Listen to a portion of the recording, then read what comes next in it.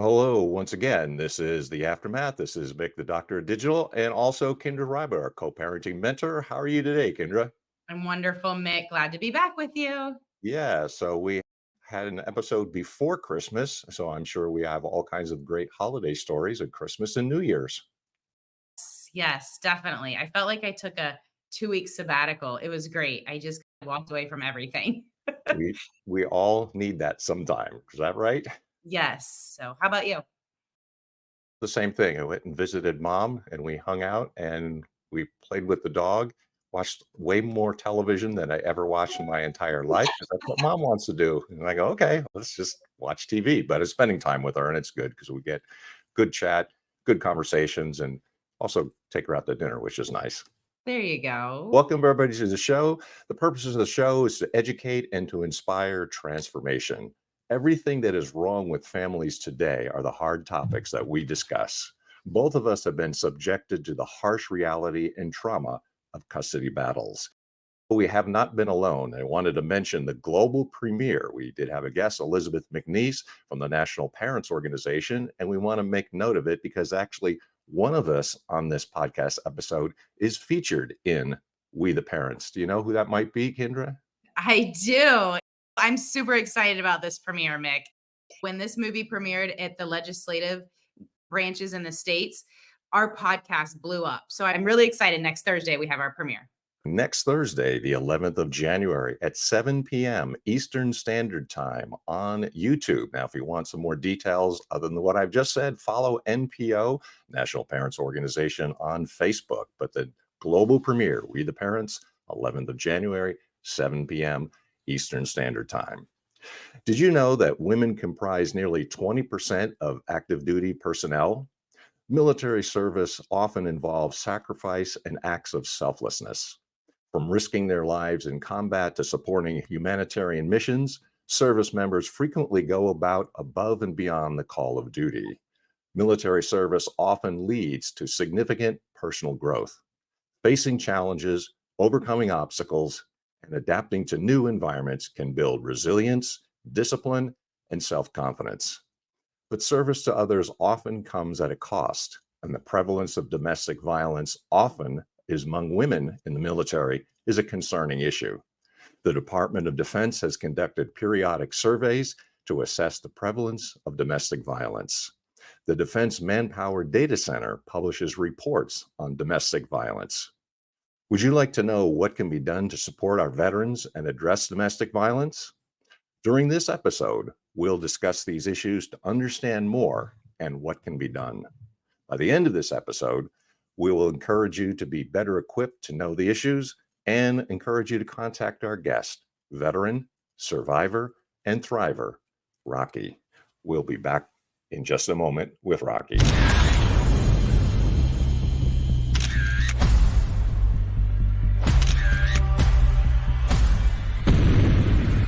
Welcome to The Aftermath, a podcast that rips the Band-Aid off the collective scars of divorce, custody battles, and the trauma of family drama. Kendra Reiber and Mick Smith pull back the curtain and explore stories that put the heart-wrenching puzzle pieces together with inspiring stories, notable experts, and actionable tips. Let the healing begin.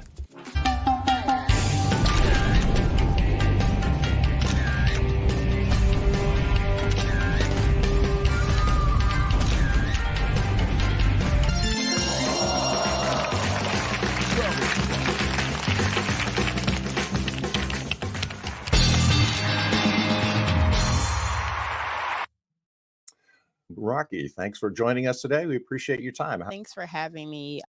That intro is amazing, by the way. I was over here rocking and this is so good. Well, that's the massive team that we have behind us who put all that together. Can you tell us a little bit about your passion and why you're doing the things that you're doing today?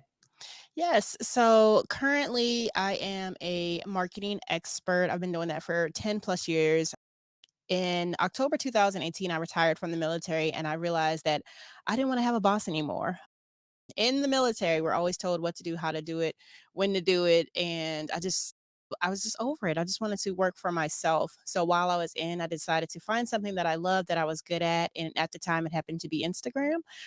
So I decided to become a social media manager. And from that, I grew out my agency into being a marketing expert. And I've been doing this for 10 years now. And in my business, my goal is to become a millionaire so that I can help teen girls specifically to try to build a community for them to where they're loved and supported because of the trauma I experienced at 17 when I didn't feel like I was loved and supported. So that's the ultimate goal.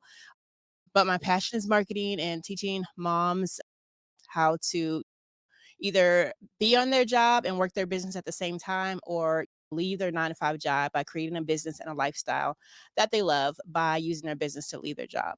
Mm. So, That's awesome. That's the way that we find success in life, being able to do the things you want, having the time that you want, and also to help people at the same time. It's really a tremendous goal. Wondering about this, it seems like I have to balance some things for yourself. When you're a single mom and a full-time entrepreneur and a military service, all those things are very demanding. I'm wondering if you could tell us a little bit about how you manage to balance these different roles in your life, and what advice do you have for women who are navigating similar challenges? oh man, that's such a good question. At first, my answer would be, I don't know how I did it. I have no clue. I was working, especially in the military, you work from 5 a.m. to sometimes 7 at night, 5 a.m. to sometimes midnight, or sometimes days out in the field for 45 days at a time. And during the time, I just was very scheduled. I would work from on a normal day, it would be PT at 5 a.m., get out about 5 p.m., come home, make sure the kids were good. And then after dinner, then I would work on my business for a couple hours a day. And then I would go to bed and start over all over again. And then my weekends, because I was so passionate, my weekends became my business hours. And I set the business hours. I made sure my kids also helped. Like they were a little bit older. So I was able to tell them, hey, I'm creating a graphic. Can you do this for mommy and do that for mommy? And they were able to do that. So I made them a part of my business, which helped out as well. Oh, I absolutely love that. A part of your business. It's not separate. You included them. That's great. I think that's absolutely wonderful. And there's a saying when you said, "How did you become a success?" And it is something on Instagram I've seen. They go, "Delusion." Yes. A lots of delusion and not listening to anybody else. Yes. So, one thing you touched on that I want to go back to is you were talking about how your passion is to build love, to build a community for love and support for teenage girls because of what you Yes. went through. Do you mind sharing a little bit? Yes. So in high school, I was very to myself, I was very needy, very clingy. I was a crybaby from like probably first grade all the way up. I got bullied a lot from ninth grade to about 11th grade. And I stayed to myself. 12th grade, I was over it. I was the boss of the world. But my parents were still like, they were very busy all the time. And they've always been busy. I've learned later in life that I had like an abandonment wound. And it wasn't because they were neglectful, it's just because they worked a lot. So through that, when during my senior year, I met this guy, fell in love with him. He was 6 years older than me, but I was a senior on my way to college, and my parents, they allowed it because they didn't want me to just run off and drop out of high school or not go to college. So they welcomed him into our home and we dated for a while. And when I went to college, the abuse started. He picked me up one day from college and I told him I had curfew. I was a freshman at the time. I said, I have a curfew. I have to be back. And he didn't take me back. He abused me. A lot of stuff went on. And I ended up dropping out of college just to make him feel secure. And we try to live a life and so on and so forth. And it was just an abusive relationship from 17. And I feel like that shaped the rest of my life. Like I am now 41 and I'm just now getting to where I love myself. I'm in healthy relationships because I think at the age of 17, you're really trained about the world because you haven't stepped into the world yet. So at 17, being traumatized like that and only knowing that, I never really knew what love looked like from a man correctly. I never went to my parents for the longest time because I was scared. And I just think between 16 and 18 is a very critical time, especially for a teenage girl. And I want to build a community to where they don't have to go to outside sources to find love within themselves, because that's what I was doing. I was going to outside sources, and it happened to be a very dangerous situation. So are you talking about emotional and physical abuse? No, it was both. Yes, both. Okay. Um, Mostly physical. I call it, and it wasn't all the time. However, the incidents that I had were very, I don't even know how I survived some of them. They Mm, were very bad. mm, mm. You're a survivor. That's what you are. Absolutely. And I can smile about it now because I'm like, yes, like it's empowering once you get out of situations like that because you have survived. And it's an empowering thing. And some people don't understand that, but I'm like, no, like I got out of this situation. It was so bad. But you can imagine how between 17 to 21 was when I was with him. And you can imagine to be in that situation for so long, how damaging that is mentally to you. Oh, 100%. And then you went into the military after that? Yeah, I called myself running away. I didn't want to deal with the trauma. I left him, called my parents. They said, come back. At the time, we had one daughter, my oldest, and my parents said, we'll take custody of her. Do what you got to do. I tried nursing at the time, but I couldn't nurse, work a job, and be a mom. It was very hard. And so I was like, what is the fastest way for me to get our lives together? And that's also, I got tired of trying to deal with him and the custody and all this stuff. So I decided to go run away to the military, build our life real fast. And that's when I joined. Wow, that's great. Very inspiring. The mention that we would said about your background and a little bit of your biography is the silent struggle, and I alluded to some of the issues that are in the military. Can you address some of those things about this abuse within the military and awareness, and what do you think could be bring more attention about the challenges that a woman in the military faces? Yes. So me, because I had the domestic violence situation happen prior to going in, anything as small as drill sergeants yelling and screaming at me, the pressure you have in basic training to succeed, and if you don't do this wrong and that wrong, prior to, there's not, and I'm gonna be honest, the military doesn't care what you went through before. Like they don't care what trauma you have or anything. They just worried about you getting through boot camp, getting to the job, and etc. While the whole time we're mentally dealing with a lot of stuff that they don't know about. So when I got into it, I was still mentally dealing with a lot of stuff. But in the military, I was actually in a few situations where my friends were abused. And one hang up I remember is the jurisdiction part. Um, in the military, if a husband is married to a woman and the husband is in the military and something happens, the altercation, the husband has to leave because the housing and the money, all of that is just for the dependent. So if something like that happens, the husband has to leave. Okay. That's the one thing, which is good, but that Mhm. caused conflict sometimes because that's his home. Yep. The other incident that I remember was a military family that was off post, so out of jurisdiction. So they had to handle the situation out of jurisdiction with the local police, but on post, it was as if it never happened. Like they didn't have to separate because the laws didn't mesh and connect together. Now they had things to try to protect the spouse, but again, what can you do when it's off property? That's their soldier, but everything is happening off property, and they couldn't just leave base to take care of that soldier off property or the family. So it's very tricky. The lines were very blurred. So it was very hard to get people to get help. There are a lot of resources there, but when it comes to actually doing something about it, it was very hard. Mm. You know what?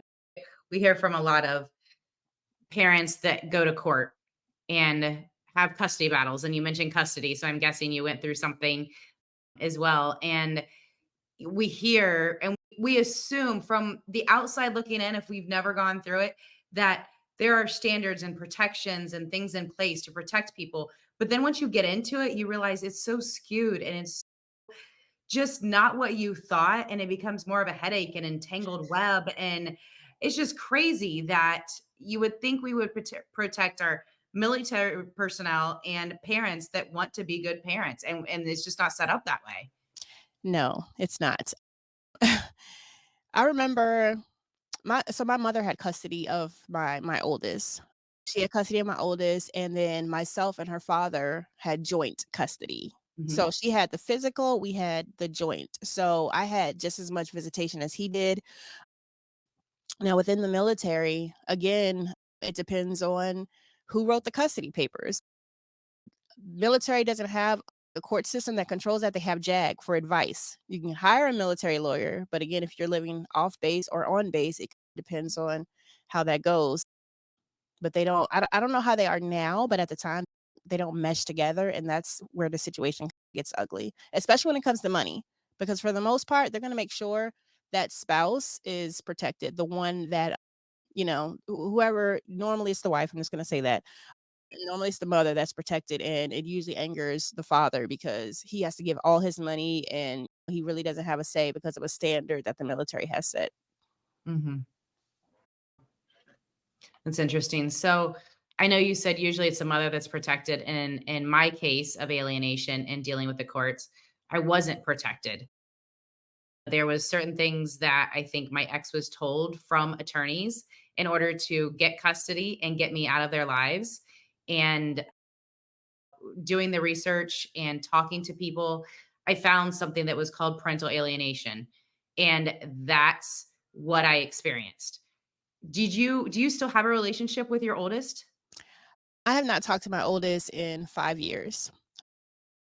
My parental alienation happened after the military, while so the total, I think let me see, I'm trying to remember a timeline, but pretty much I was in Korea, and right before I retired, my last duty station was here at home. During that time, he had found a way to contact her, and we were fine. I got back, I was gonna build a relationship with my kids, and I think that's something that isn't mentioned a lot either. Single parents in the military, we have the hardest time because my kids were back and forth with my mom, especially if I went to like, I was in Korea, I was in Okinawa, Japan for 3 years, I went to Hawaii, I went to Germany, like, I was all over the place, so my kids were always with my mom, but you can't stop because you have to take care of your kids. Right. So, the relationship was strained, you know, she did her best. I believe that because she was older, I had to put the responsibility on her to take care of the kids sometimes because there wasn't always a babysitter. So, she had to be, like, the mom figure. To be honest, daycare was expensive. To be in the field for 45 days, she didn't keep them that long. To be in the Right. field for 45 days, it's about $3,000 a month for 3 kids to be watching. I had 3 kids at the time. So best thing was give them to my mom. So as she's taking care of them, he had a way to contact her. They all had cell phones, and when I got back, it was like the relationship was fine, but it became more strained. I was aware of the conversation they were having. Me and him clearly didn't get along, and the situation just wasn't good. Living in the household, we argued, got in physical fights a lot, and she's just said, I just want to go to my dad." And I don't know if we're gonna go deep into the story, but long story short, I let her go with her dad, and that was it. I hadn't seen her since. Mm. So you guys were not on good terms. It sounds like he probably was very vindictive to you and took advantage of you not having a relationship with her because you were gone at the military. And I hear that is some how some alienation starts when people are in the military is because they don't have a relationship. And you just said that. Yeah, I did my best on my side. Like I tried to video call, talk as much as possible, and we were talking. That's what I was surprised about. We were talking, but I believe she already had some inner animosity towards me. But he egged it on a little bit, through the conversations they were having, because I can see like more anger within her. And I was like, what is going on? Now, I always say that he can't reach me anymore by being physically abusive. So he's going to mentally abuse me through my child. And that's how I felt when all this was going on. Yes, 100% agreed. That could happen. When you had a chance to collaborate, I was thinking of the book and but a part of that, was there a chance for telling your story and what's the impact of working with other women who perhaps had similar stories? And could you tell us a little bit about that collaboration process? And was it empowering for you? And did you learn and grow as a result of that? Yes, absolutely. So in 2015, I had the opportunity to be a co-author with Lila Holly. She has a book series called Camouflage Sisters. And in this series, it was called Silent No More. And each chapter is about a woman who has experienced some kind of trauma and went into the military and still had to deal with the trauma. Some of us, it happened before the military, some of us, it happened while in the military. So we were able to collaborate, read each other's stories, tell each other's stories. I spoke of domestic violence and how I actually became a public speaker in the military about my experience and helping others. And it was amazing because we were like sisters. I read their stories, they read my stories. We hadn't met at the time. But when we had a book signing, I remember having the book and saying, "You know what? Let me read the rest, like the whole book, not just my story, to hear what they went through." And I was crying on the plane, and I've never cried reading a book. Mm. When I met them, I was crying because it was like I knew them. But what was interesting is we all had a common bond. Like we all had the same struggle, which was regardless of the trauma, we still had to just get through life and just get the job done and just be a soldier and manage our troops. And we still had to push past it as if it didn't happen for the sake of serving the country, and we did that a lot. We also were blessed to be on the Steve Harvey show in the audience, so we all went out there together and, we were hoping to advertise our book, but we can't advertise in uniform, so we just all came together and had a great time, and it was very empowering, but also supportive because we all had this common thing of the military and having to push past our trauma. And we overcame it. And I think coming together and sharing our stories and talking to each other, now we have sisters for life. Like I call them, contact them all the time if I have any issues, and we're on each other's Facebook, and it's great. Yeah, I can see that. A lot of people talk about therapy, but that's therapy in a different way, right? You're Yes. coming together with a group of women that have gone through similar experiences and you're able to relate. And I think that's very therapeutic and healing Yes. um, for anybody that's been through trauma. Yeah, I agree. I was never the counselor type. I don't like talking to somebody I don't know and telling them my business. Like, I was never comfortable with that. I had one counselor that I loved because she experienced domestic violence herself and she knew exactly what I was going through. But then she ended up moving. And after that, I was like, I'm not going to anybody else. And I haven't. I've literally healed my spirituality, God, supportive people that have experienced what I've experienced. And to be honest, I haven't dove into the parental alienation realm with others. I've seen support groups, but no one openly talks about it as much as they talk about domestic violence or sexual abuse or anything like that. So I'm just now reaching out to try to be connected with people that experienced what I've experienced because there's a lot of guilt. There's guilt, there's confusions, unanswered questions. Did I do something wrong? And when we talk about community, that's exactly where I want to be. So that's why I'm so glad to be on the podcast because I'm like, oh, someone understands what I'm going through. I So get ya. I get ya. Yeah. So it's interesting to me, though, you say nobody talks about it because I have not been a victim of, or a survivor, rather, I'll correct my statement there, of domestic violence. However, I would think you would experience the same things: guilt, unanswered questions. Was it my fault? And I experienced that with parental alienation. And I would think you would experience that with DV, and you don't, yes, no, I do. or you I w- didn't, rather, and as you work through it. yeah, I will say it got to a point where I have experienced the same things, but I think that one was more of a out and I can't so I'm trying to describe it the best way as I can think of it. It's an outside entity versus me giving birth to a child. It's a different type of guilt.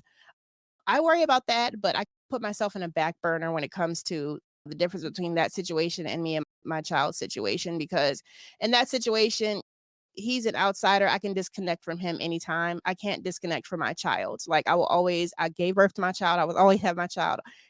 Hopefully she comes back soon and we talk. With him, I could care less. Like he can just he can Yeah, just go somewhere. I can cut it off. yeah, I would see that as a difference. I could see that. Okay, that makes sense. Is there a chance or a possibility, because this is really important, and one of the things that we talk about on the aftermath is healing. Is there a way forward to get healing and also to somehow reconcile to your child, because you made a very interesting comment, which every parent will say, they're still my child. They're still a part of me. What I always used to say is, my blood is still running in her veins because we had an important part of bringing them here. So, is there a chance of reconciliation? Is there a chance of coming back? And what would you anticipate for the future? So my child is 22. I have reached out. There was one point where we were texting back and forth, and she said she forgave me and everything was fine. And then all of a sudden, communication stopped. And I didn't hear from her anymore. No texting back. Changed the phone number. It went anywhere from me being cursed out every day to it, her father wasn't just toxic, the whole family was toxic. So they didn't help me with the relationship. And to be honest with you, I again spiritually just gave it to God because the more I reached out, the more negative I got back. So that's getting cursed out, being called a bad mom, like just everything was just all bad. And it was mentally tearing me down to where I had to release it and just give it to God. I do still try on occasion. I do try to send mail, but I've been told that the mail's been getting ripped up. I've tried to call the number that I do have, the number got changed and disconnected. So at this point, it's like I have no opportunity. And the sad thing is, this is a really sad thing. They're literally 15 minutes down the road. Yeah. So Oh my my fear is running into her in a grocery store or something and not knowing what to do or not recognize her because it's been so long. And but it came to a point where I had to protect my mental health and realize that she's an adult, and whenever she wants to come back, she can come back. We haven't changed addresses.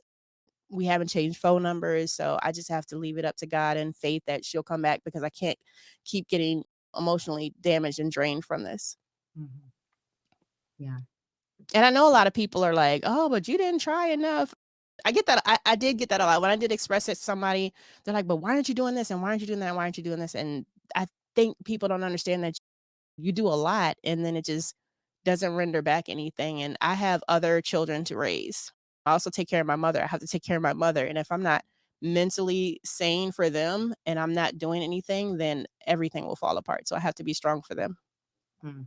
Yeah. I think to your point, and Mick has said this before, if people aren't experiencing it or going through it, they can't relate. And so it's Yes. very hard. So they're always like, why aren't you doing this? Or why aren't you doing that? And you're right. It gets mentally draining because it is not, and you make a very good point I've never thought of, right? Domestic violence, you can heal and walk away from that person. But with your child, it's hard to hear your own flesh and blood call you names, curse at you, say these horrible, mean things, and you still need to be a part of their life. So you want to be, right? So it's hard to separate a toxic person like that when they're part of you. Yeah, and you asked me a question earlier about sharing my story and how come I haven't really put anything out there. I do recall a time where I started talking about the parental alienation, and I think I talked about it on TikTok. I don't know how his family found my TikTok, but all kind of nasty comments about I was the abuser. I abused my child, and it just got really nasty for a very long time with the storyline that they were carrying out. And I was like, okay, I'm just not going to say anything else. When I say and I think, and you can validate this, but parental alienation is always a toxic parent involved. And not always, but I feel like, again, like his goal is to destroy me, even now when my child is an adult. Yeah. So the storylines keep getting carried, and there's a lot of things that I just, it's like I try to do things. I try to share my story, get support, but then it's always clouded with this other stuff. And I just don't want to make it, I don't want to make it more damaging to where now she won't reach out to me because everything is out there, if that makes Mm. sense. Yeah. You are not alone, girl, because I've been there. I'm still there, accused of abusing, protection order, going through that, not seeing my kids for months on end, doing the whole reunification therapy, which I hear a lot of military people have to do because they've been separated from their kids so long.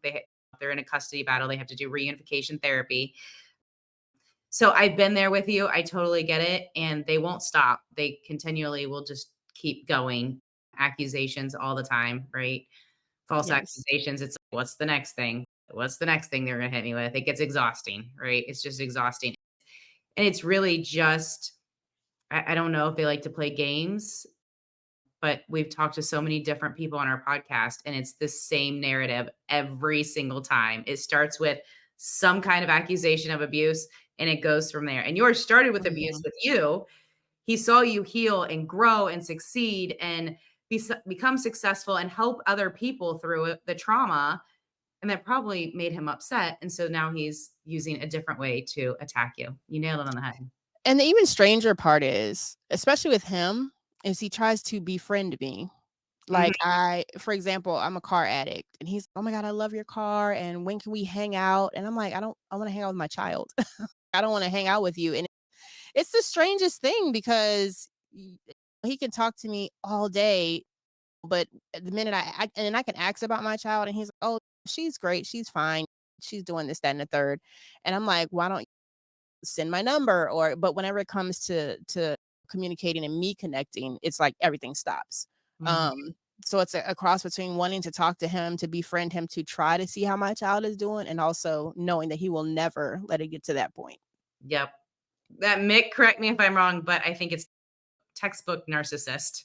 Yeah, there's one thing I would point out. I said, this is the strange thing that all of us who have interacted with a narcissist, we feel as though we got this crazy person on our hands, which we do. But we've also had episodes, and some of the experts have pointed out that actually they're really predictable. And once Mhm. you understand a narcissist better, rather than giving control over to them, and you can almost predict exactly what they are going to do. And that's the good news because they are predictable and they do the same thing over and over again. Let me be your friend. Let me relate to you. Well, why are you doing that? Because I'm going to come back and bite you in another way. That's very predictable narcissistic Yes. behavior. There's always some string attached. There's always something that's going to come back. And so I applaud you for being a little bit wary and keeping the distance and making sure that you are safe and have that comfort zone.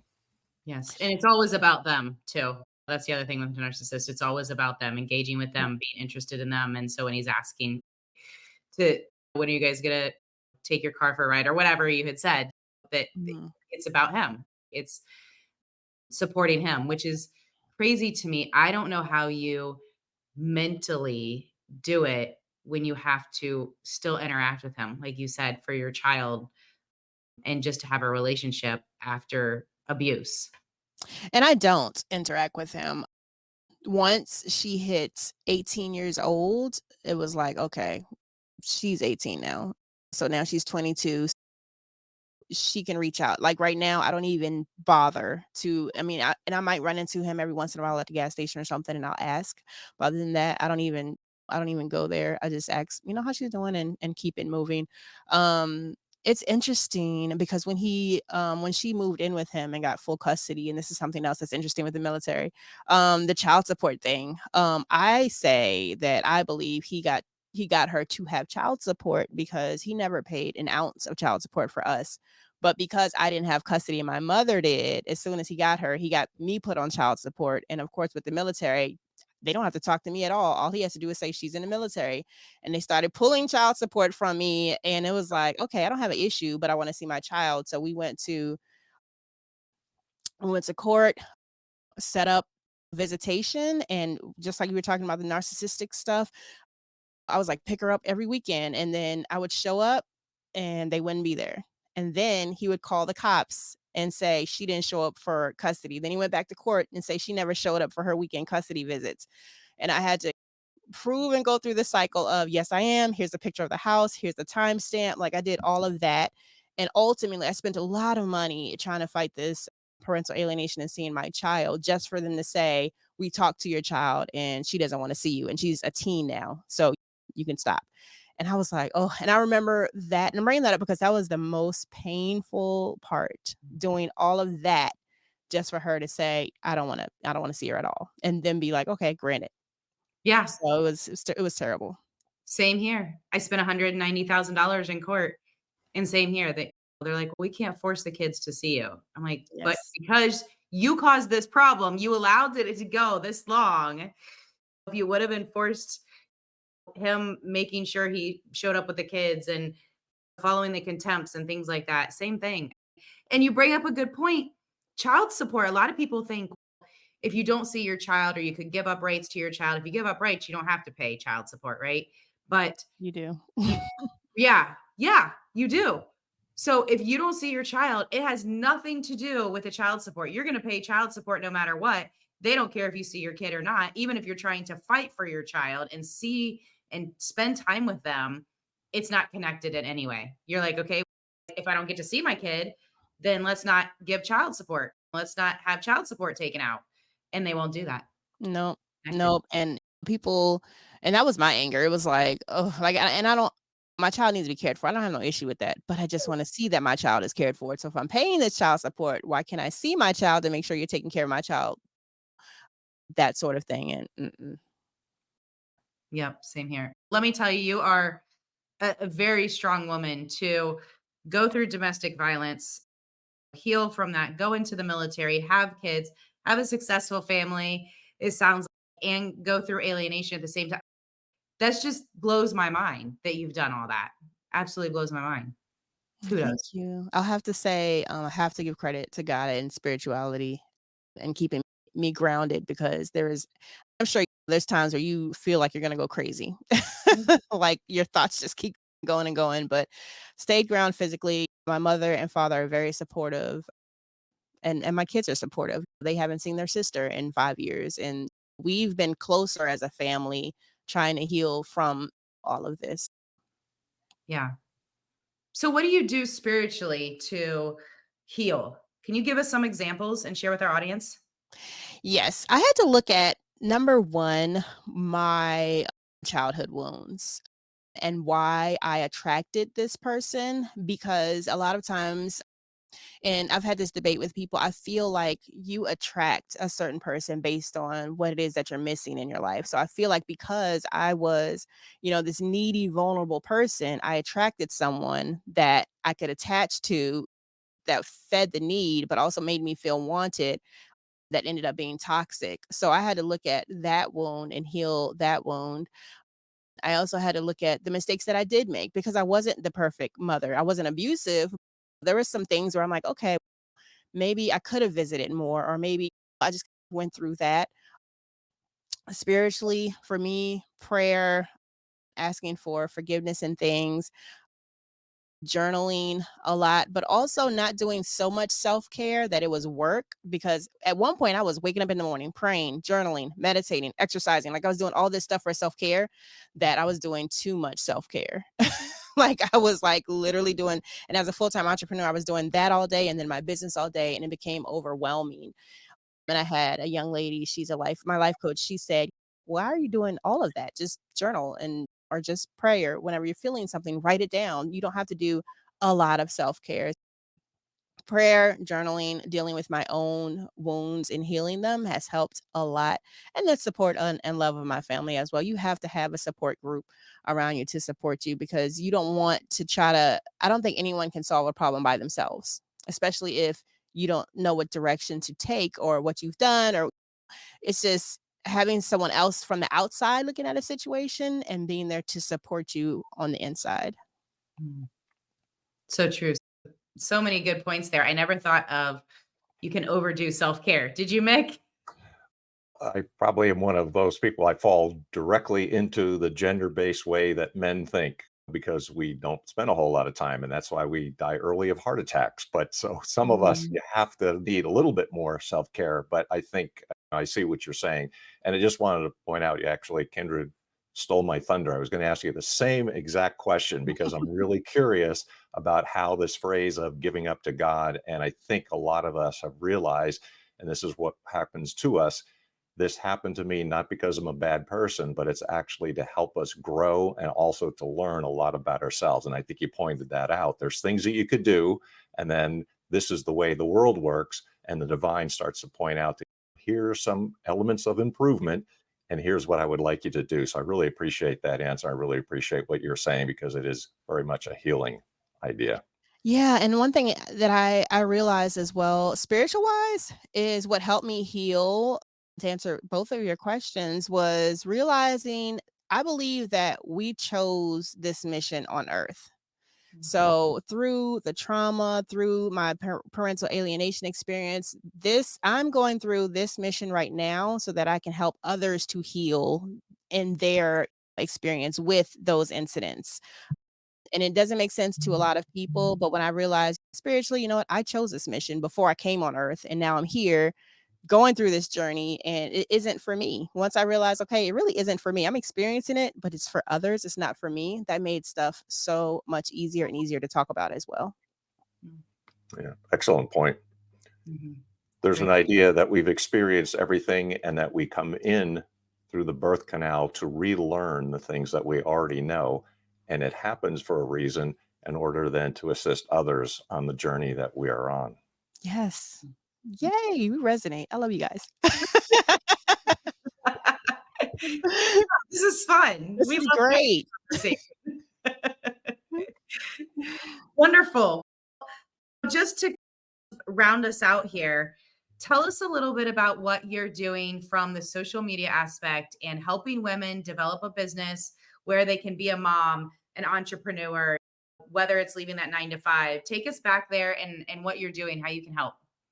Yes. So I have a marketing agency. It's under my name, Social with Rocki. And I was doing courses and social media management and all of these big things that cost a lot of money. And I wanted something to build that was affordable for women so that they can be a mom, run a business, and work at the same time and have it be manageable. Okay. So they'll be able to learn social media, how to start a business and monetize with social media, even if they want to be an influencer and make money that way. So I built up it's called the Soul Sister Social Academy, and people can join, learn these things, and either run a business while working or learn how to monetize to where they can go into working a 9 to 5 into full-time entrepreneurship because it can be done. I don't think a lot of single moms know it can be done, but I'm a single mom and I'm a full-time entrepreneur, so it can be done. I just want to pass down my knowledge to help others do the same thing. You're doing it. You're doing it. So if you can do it, anybody can do it. Absolutely, yep. You have been to hell and back multiple times, it sounds like, and succeeding and coming out on the other end. And that really is spiritual and it's our faith that drives us. So Yes, absolutely, I agree. thank you for sharing everything you did today. Thank It was you. very inspiring. Thank you, and thanks for having me. Y'all made this very easy. Good. Thanks, Rocky. I think I'm going to repeat the same thing I said at the very beginning, survivor and thriver. Mm. Rocky, thanks for being our guest today. We really appreciate your time and appreciate everything that you're sharing. Thank you so much. You bet.